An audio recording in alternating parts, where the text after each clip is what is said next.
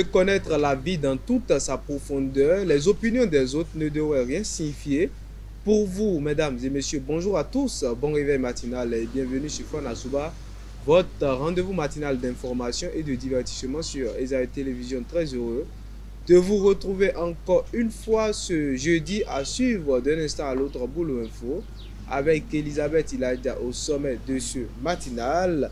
Des journalistes de Niki et de Kalale ont été formés à la lutte contre la désinformation dans le cadre d'un projet soutenu par l'ambassade des États-Unis au Sénégal. Le convoyeur d'une pirogue ayant chaviré à Mbou écope de 7 ans de prison ferme. À Madagascar, une intoxication alimentaire fait au moins 17 morts lors d'une fête d'anniversaire à Antananarivo. Dans la Minute Sport de ce matin, fin de la Celtics League Pro, Dadjer couronné champion du Bénin pour le compte de la saison 2024-2025.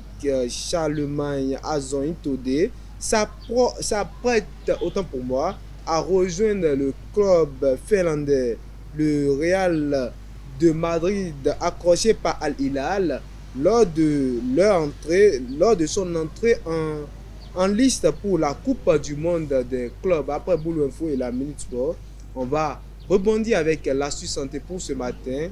Sylvie Dedeu nous donnera ce qu'il faut savoir ou ce qui prouve que le thé contient des poisons. L'artiste du jour sera avec Elvic Ngotoro et l'artiste qui sera à l'honneur ce matin est Slagen Degaka Mufasa, artiste, chanteur, auteur et compositeur. Et pour boucler avec l'émission matinale de ce jour, je vous invite à suivre Parlons-en avec nos différents intervenants. On démarre sans plus tarder avec Boulot Info et la Minute Sport.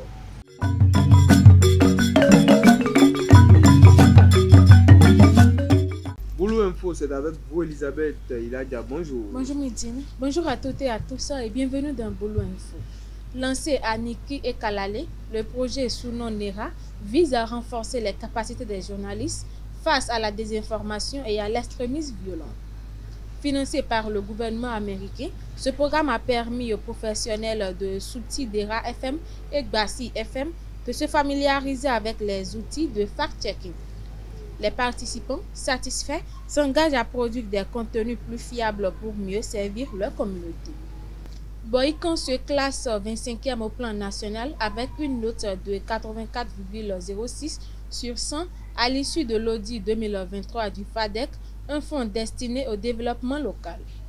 La ville occupe ainsi la 4e place dans le département du Zou, derrière Corvée, Zobo-Domé et Zayanado. Ce résultat traduit les efforts de l'équipe municipale dirigée par Rufino Dameda dans la gestion des ressources publiques. Après cette première édition de la Nuit de l'éloquence organisée par la FNEP à l'Université de Parakou, réunissant des centaines d'étudiants et autorités du campus, le président de la FNEP, Souaïb Gounou, revient sur l'objectif de cette initiative et les perspectives. Il est au micro de Elvit Mbetao et Abel Odio. Aujourd'hui, vous avez eu le temps de le constater, quel que soit votre domaine, quelle que soit votre provenance, quelles que soient vos compétences que vous avez aujourd'hui, si vous n'avez pas cette capacité de vous exprimer clairement, de façon potable, aujourd'hui pour vendre ce que vous avez appris, ce que vous avez comme capacité, tout est vraiment... Et c'est un échec. C'est un échec, il faut l'avouer. Aujourd'hui, il faut savoir vraiment s'exprimer.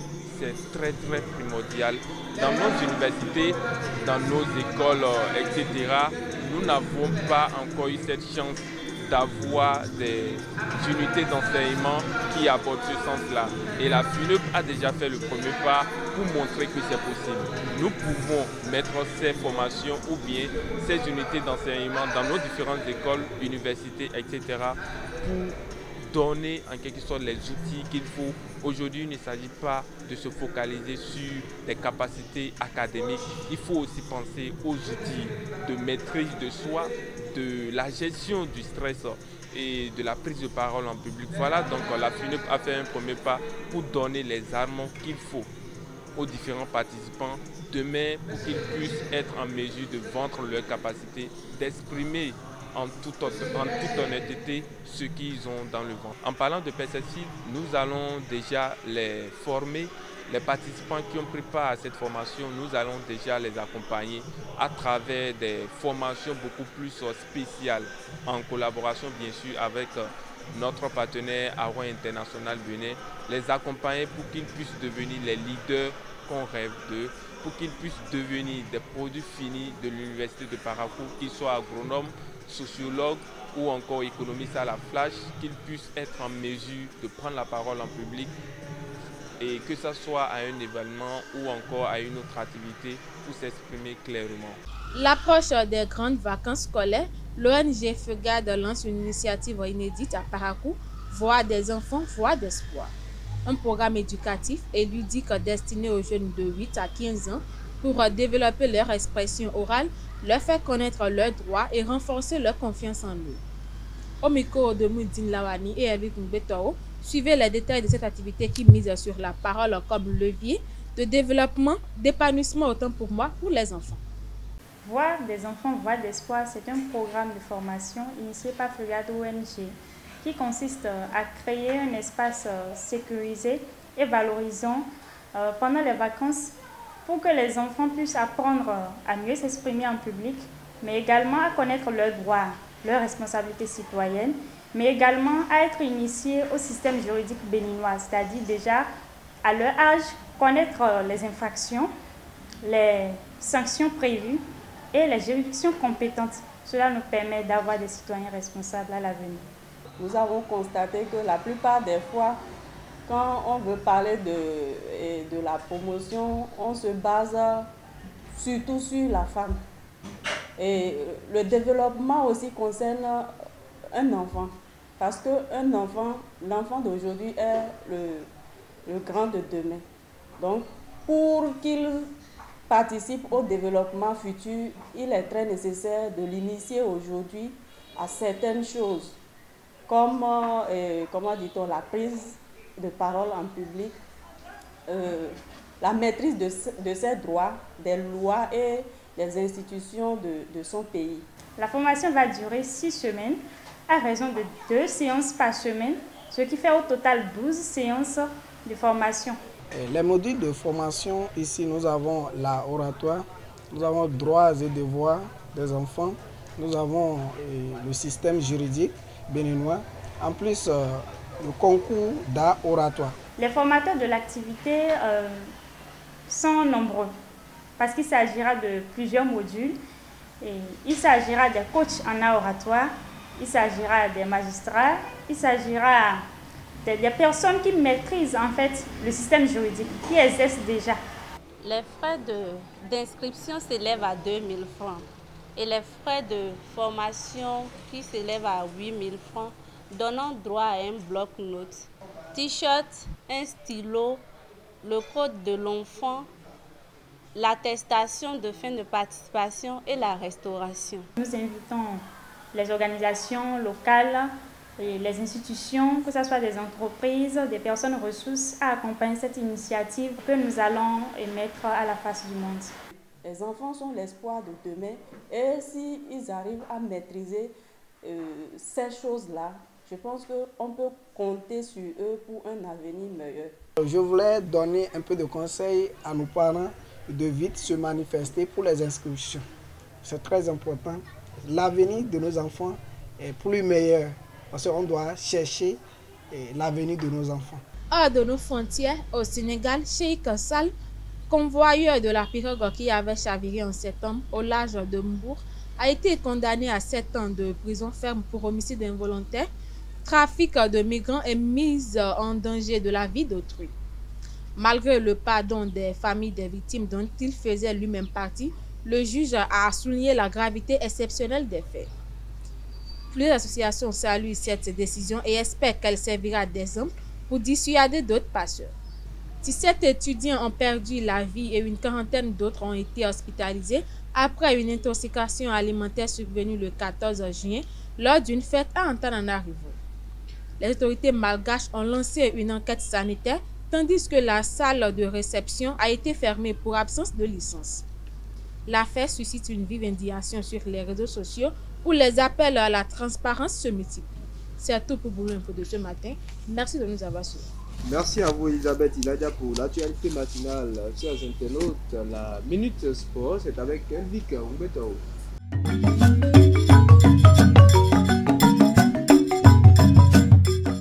La Minute Sport, c'est avec vous Elvic Umbeto. Bonjour.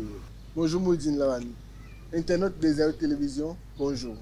La finale de la Celtics League Pro a eu lieu ce mercredi 18 juin 2025 au stade Omnisport de Grand Popo.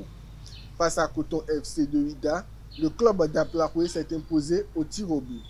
Avec un début de match maîtrisé, les protégés du président Casimir Sossou ont été récompensés à la 25e minute grâce à un coup franc tiré par Salif Bagaté et qui n'a laissé aucune chance à Hassan Cissé, le gardien.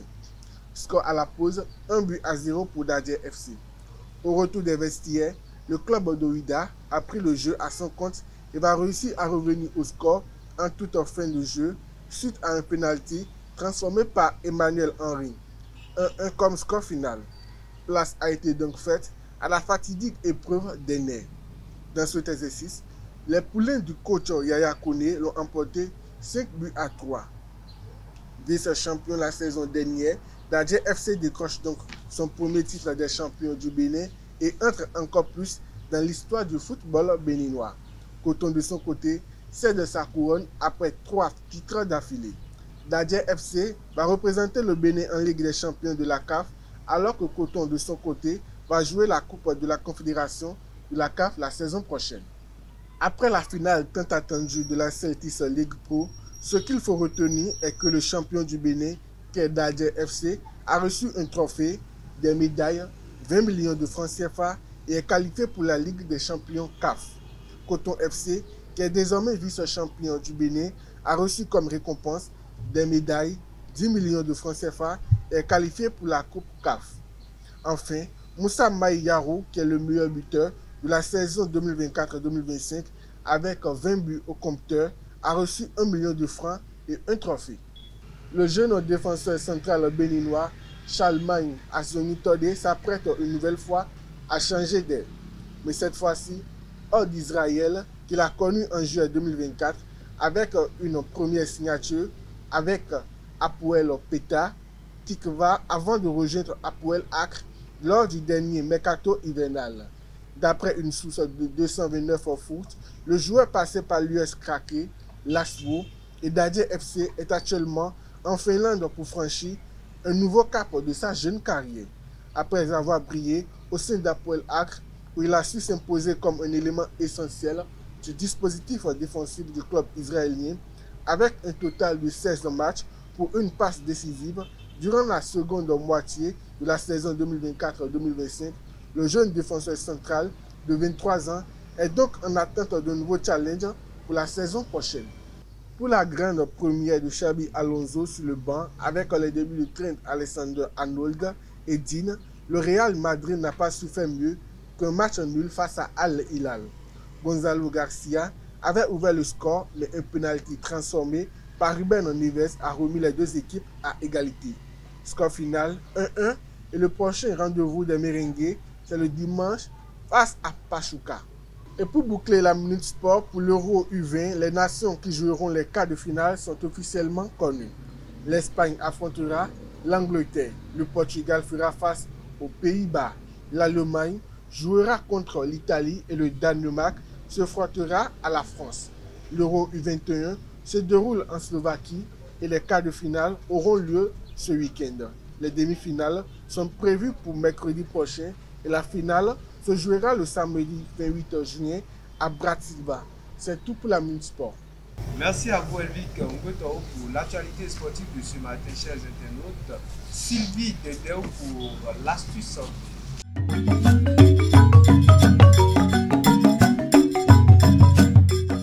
L'astuce santé, c'est avec vous Sylvie Dedeu. Bonjour.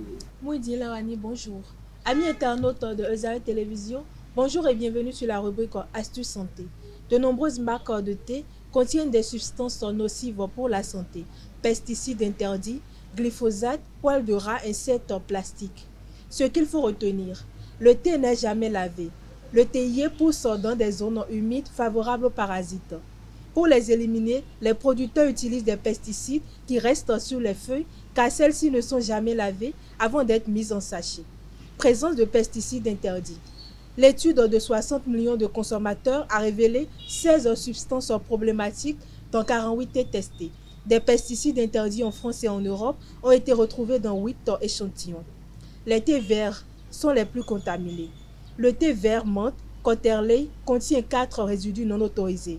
Les thés noirs ne sont pas épargnés. Le glyphosate omniprésent. 30% des thés contiennent du glyphosate, un herbicide potentiellement cancérogène selon l'OMS. 11 sur 16 thés noirs analysés en contiennent. Présence de corps étrangers. Insectes, poils de rat, fragments de plastique et même pierres retrouvées dans certains sachets. Les produits bio ne sont pas épargnés car souvent non traités contre les nuisibles. Conseil santé pratique. Privilégiez les thés en vrac de qualité issus de cultures transparentes. Évitez les sachets de thé industriels, surtout les thés verts aromatisés bon marché. Variez les infusions. Plantes locales, bio-certifiées et bien lire les étiquettes. Lavez ou rincer si possible les feuilles en vrac avant infusion. En résumé, boire du thé peut exposer à des résidus toxiques s'il n'est pas rigoureusement sélectionné. Attention aux marques industrielles peu scrupuleuses. Préférez des produits traçables, biologiques et en vrac pour préserver votre santé. C'est tout pour l'astuce santé de ce matin. Prenez soin de vous et à la prochaine. Merci Sylvie Dedeo pour l'astuce santé, chers internautes. Elvic, on peut une fois encore pour l'artiste du jour.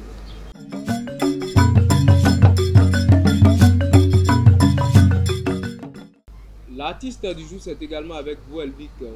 Bonjour à nouveau. Bonjour Moudine Lawani. Internaute des Air Télévision, bonjour à nouveau. À l'état civil, Kankile Chabiyaro, Slazen Deg Aka Mufasa, est un jeune artiste, chanteur, auteur et compositeur pluridimensionnel. Sa romance avec la musique commence pendant ses années de collège avec ses participations aux journées culturelles de différents lycées et collèges et des festivals dans la zone septentrionale du pays. Lassé d'interprétation et pour mûrir son art, il décide de saisir sa plume, écrit ses propres textes et participe à plusieurs séances freestyle avec plusieurs artistes de la ville. Il crée ensuite avec son compère Flaz le groupe Secteur A qui est aujourd'hui l'un des plus connus de la ville. Ensemble, ils sortent plusieurs titres et sont à l'affiche de toutes les scènes majeures dans la ville de Parakou et environ. Avec à son actif plusieurs singles, il s'est fait une place de choix dans le cœur des mélomanes. C'est tout pour l'artiste du jour et merci de m'avoir suivi. Dans le cœur des mélomanes, merci à vous une fois encore Elvic Ngwetao pour l'artiste du jour. À présent, chers internautes, parlons-en avec nos différents intervenants.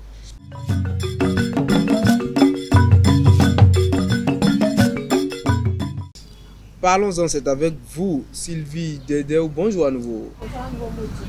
Et vous également, Elisabeth Ilaïda. Bonjour à nouveau. Bonjour, Maudit. Alors, chers internautes, le sujet de ce matin est le suivant. Les hommes préfèrent-ils souffrir en silence à cause de la pression sociale ou choisissent-ils le silence par orgueil ou éducation le décor ainsi planté? Sylvie Dedeo, qu'est-ce que vous pensez du sujet? Bon, moi, je crois que les hommes préfèrent souffrir en silence à cause de la pression sociale. Vous pensez que les hommes qui souffrent en silence, et bon, qui souffrent et qui ne parlent pas fort, c'est à cause de la pression sociale? Elisabeth? Moi, je crois que c'est plutôt par orgueil et éducation, en fait. Pourquoi dites-vous que c'est par orgueil? D'abord, les hommes ont cette image-là et mal dominant. Donc, en réalité, ils se disent que si... Vous êtes un homme, vous? Non, moi, je connais des hommes. Et ils se disent que, bon, si peut-être par exemple maintenant, ils commencent par dévoiler un truc là, et pas se laisser emporter. C'est-à-dire que peut-être par exemple maintenant, quelqu'un a eu un coup, et on t'a brisé le cœur, et puis tu as peut-être envie de pleurer, mais tu ne peux pas pleurer en public, parce qu'en réalité tu vas te dire que tu es un homme, ils vont se moquer de toi. Et puis en plus ça, et si on veut un peu se baser sur l'éducation, et quand un homme pleure par exemple, on lui dit que bon, tu n'es pas une fille, ce sont les filles qui pleurent, ce sont les filles qui pleurissent. Donc les hommes grandissent avec ça en tête, en fait, ils se disent que bon, ils ne doivent pas pleurer en public, c'est-à-dire que dévoiler et étaler leurs émotions en fait. Parce qu'ils sont des hommes, alors que bon, c'est pas forcément à cause de la pression sociale. Chacun choisit de faire ce qu'il veut et ce qu'il veut de sa vie. Chacun choisit ce qu'il veut de sa vie. Et Sylvie, vous pensez que les hommes qui souffrent en silence, là, c'est à cause de la pression sociale. Pourquoi? Oui. Déjà, on nous a appris, on a l'habitude d'entendre non, ça ne pleut pas. Sans savoir que les hommes, ils vivent des choses au quotidien. Des choses même. Déjà, quand tu nais homme, quand tu es né déjà, et on t'attribue le sexe masculin, c'est que la vie t'a déjà battu de 0. Parce que l'homme, déjà, la charge ou bien les pressions déjà de la société pèsent déjà sur lui. Il doit réussir à tout prix. Parce que par exemple, la femme, par exemple, on ne lui impose pas de réussir. Déjà, il y a même des femmes qui se disent, bon, je vais épouser un homme riche. Donc, déjà, la pression est sur l'homme. Et j'imagine, tu sors avec un homme, par exemple, qui tout le temps, c'est lui qui pleurniche. Toi-même, est-ce que tu te sentiras même à l'aise avec lui? Tu te diras, mais toi, tu n'es pas une fille, pourquoi tu pleurniches comme ça? Comme Elisabeth l'a dit tout à l'heure, c'est plutôt la pression sociale. Si les hommes pourraient se sentir libres, par exemple, et s'exprimer réellement, je crois qu'ils vont couler les larmes aussi. Mais si tu sors avec un homme qui pleure tout le temps, ce homme en question a des problèmes sérieux. Il a quel problème? Je ne sais pas, mais même les filles aussi pleurent. Si par exemple, moi j'ai des soucis maintenant, donc il va que c'est la seule solution, et en tout cas actuelle, c'est de pleurer. Et puis les pleurs peuvent être une solution. Mais si, parfois tu as envie de pleurer. C'est-à-dire que bien pleurer pour le bien des larmes, pour te sentir un peu mieux en fait. C'est pas forcément la solution adéquate, c'est-à-dire que la solution à tous les problèmes. Vous savez qu'il y a plusieurs manières de pleurer. Vous pouvez pleurer, on va vous voir et crier même. Et moi, je décide de pleurer dedans. Je crois que c'est très facile de le dire. C'est très facile de le dire. La femme, par exemple, pleure pour rien.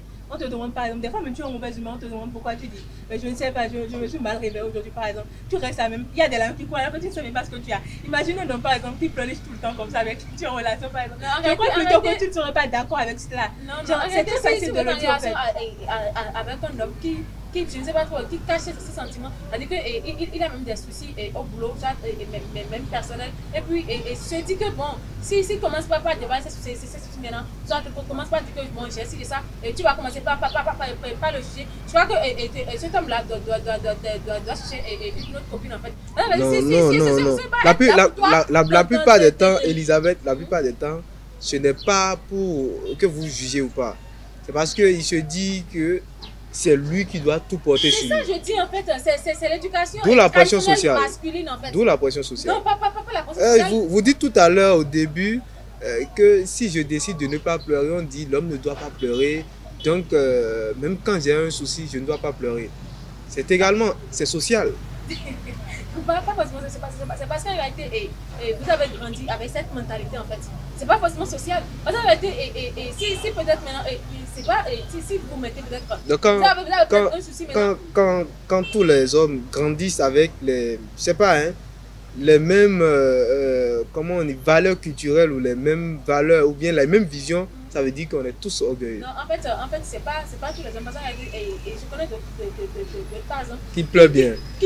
Bien sûr, vous dire qu'un homme ça ne pleure pas. Et puis aux enterrements, on les voit avec les yeux rouges, mais les larmes ne sortent pas. Vous faites du mal en fait. Parce que si vous pleurez, ceux qui vont vous juger, ça peut eux leur affaire. C'est pourquoi aujourd'hui maintenant, vous allez voir des hommes qui subissent des violences domestiques, mais n'osent pas en parler. Parce qu'ils vont se dire que bon, d'autres hommes, d'autres hommes vont les juger en fait. Mais alors que peut-être même que ces hommes qui les jugent sont même dans la même situation en fait. Bon, moi je me dis que c'est pas la pression sociale, c'est l'éducation ou par orgueil en fait. Moi je crois que ça n'a rien à voir avec l'orgueil, que c'est la pression sociale. Je prends un cas terre à terre où, par exemple, bon, tu as un garçon qui peut-être est incapable de faire certains travaux. Je suppose que bon, c'est peut-être sa clé ou bien arranger juste la maison qu'il est incapable de faire, il est incapable de tenir la roue. Mais il y a des pères qui disent, mais je n'ai pas écouté, je n'ai pas accouché une fillette par exemple, tu es un homme donc en fait tout ce qui est charge. Prends-toi au sérieux, déjà même dans nos familles, si tu dors trop en tant que garçon. Et les exemples des relations amoureuses, et il y a des hommes qui dépendent des millions sur des femmes pendant plusieurs années, qui les trompent par exemple et qui les abandonnent par la suite. Mais tu ne verras jamais ces hommes-là crier sous les toits. C'est vrai qu'il y a des hommes qui pleurent, qui crient sur tous les toits avec tout ce que je t'ai fait. Mais des femmes là, je suppose qu'une femme prennent soin de la maison. Et pendant juste quelques mois, tu vas l'entendre crier sur tous les toits. Un mois seulement suffit. Un mois suffit déjà. Si on doit prendre un thème de pourcentage, bien sûr, on doit évaluer. Les femmes bavardent plus trop. Je suppose que tu as fait juste quelque chose à un homme. Tout le temps, tu vas le raconter. C'est très difficile de voir une femme, en tout cas, faire quelque chose à un homme et de ne pas le dire ailleurs. Et les hommes, par exemple, ils perdent en matière de ressources financières et en plus de temps dans les relations amoureuses, mais c'est difficile de les voir pleurnicher tout le temps avec tout ce que j'étais fait, avec tout ce que j'étais fait. Bien compris. Moi, je dirais que les hommes aussi bavardent en fait. Et on va peut-être se dire que bon, ils ne laissent pas, ils cachent le sentiment, les émotions, des trucs comme ça. Mais si les hommes aussi bavardent, tu entends quelqu'un raconter à ses amis que c'est moi qui lui ai payé la formation. C'est impossible. Et qu'elle me quitte en fait, je lui ai payé la formation. Mais même si je la compte, elle doit rester là. C'est moi qui l'a fait, qui la supporte financièrement. C'est-à-dire qu'il y a des hommes comme ça en fait. C'est pas forcément. On ne peut pas généraliser qu'il y a des hommes qui te font des trucs et gardent leur bouche fermée. Il y a certains hommes, c'est peut-être de 100 francs qui te fait maintenant et puis c'est fini. 100 francs, c'est pas l'argent. Pour faire de 100 francs, c'est pas l'argent. Mais sauf que n'importe qui peut te donner forfait de 100 francs. N'importe qui peut te donner, mais là, c'est moi qui t'ai donné. Et c'est ça, en fait, tu as bien entendu, mais là, c'est moi qui t'ai donné. Donc, en réalité, on prend quelque chose qui est tellement petite et puis on transforme ça en quelque chose de vraiment très grand, en fait. C'est les deux côtés. Les femmes bavardent ici, mais les hommes aussi bavardent. Moi, je suis contre le fait qu'on fasse quelque chose à quelqu'un pour le raconter sur tous les toits. Mais je ne dirais pas que 100 francs n'est pas de l'argent, parce que dans la situation où tu étais dans le moment, sûrement que tu n'avais pas les 100 francs. Parce que si tu avais réellement ces 100 francs-là, tu aurais prêté pour faire toi-même. Donc soyons reconnaissants en tout cas, même si c'est mais peu. je n'ai pas dit qu'on doit être ingrat ou ingrate. Je n'ai pas dit ça, mais le problème c'est que quand tu fais quelque chose à quelqu'un, tu ne commences pas à crier partout. Et c'est pas seulement les femmes qui font ça, même les hommes aussi le font. C'est ça que j'ai. On revient sur le sujet, le silence. Est-ce que vous ne pensez parfois que quand on est silencieux et on encaisse, on a, je ne sais pas, hein, et c'est mieux en tant que garçon, bon, en tant qu'homme, si on encaisse, déjà on est né pour encaisser. Je prends un exemple très simple. J'ai connu des camarades sur le banc. On vous demande qu'est-ce que tu vas faire demain. Elles disent, à l'université, hein, elles disent, bon moi je ne sais pas trop. Je suis en train, c'est vrai, je me fais former maintenant, mais je ne me vois pas en train d'exercer ce que j'apprends à l'école. Je veux juste, après ma soutenance, trouver un bon mari. Ce n'est pas déjà une pression sur les hommes. Puisque l'homme en question, ok, moi, dans la même salle, je vais me dire, bon, est-ce que celle-là dit, c'est sûrement la même chose que toutes les filles ou toutes les femmes, c'est la même mentalité. Et je vais me dire, alors il faut redoubler de travail. Et on dit terre à terre, de façon terre à terre aujourd'hui, quand tu n'as pas l'argent, tu n'auras pas de copine.